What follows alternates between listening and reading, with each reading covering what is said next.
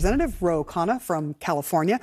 First of all, I just want to get some sense of what you think about what is happening on the Hill and also what is happening to the regional folks who are on those borders, the Texas-Mexico border in particular, who Democrats and Republicans alike, the folks that are seeing what's happening, want to see better immigration policy in place because there is a real and present crisis going on.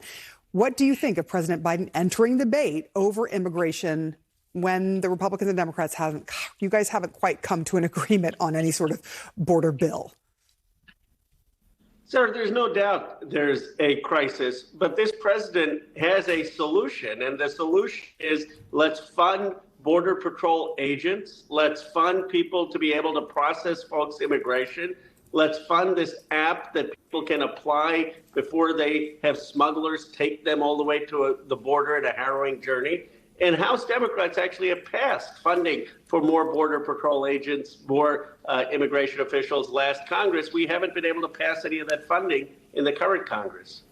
I do want to ask you about there's a section in this health bill, Section 801. It makes it harder for example, asylum seekers to both apply for and get asylum. It also requires Americans who change or start a job, all Americans, to seek permission for approval from the federal government via a database like an E-Verify that you have to go on to every time you decide to change a job, you leave a job, you start a new one.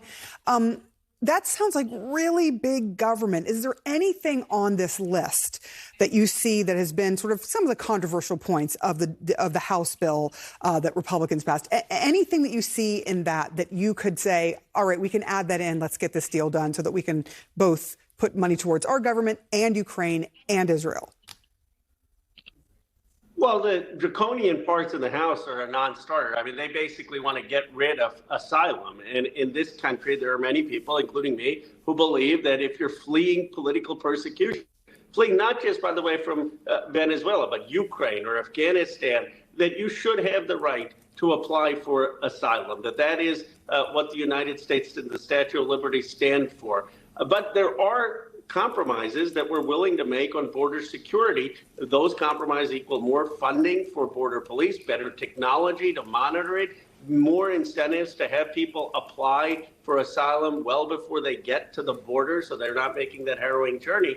I think the important thing, Sarah, though, is also that we need the Latino caucus and Latino senators part of the negotiation. So far, they haven't been part of even the conversation, and that to me is a big oversight. Yeah, that's a huge problem because it directly affects their constituents and themselves.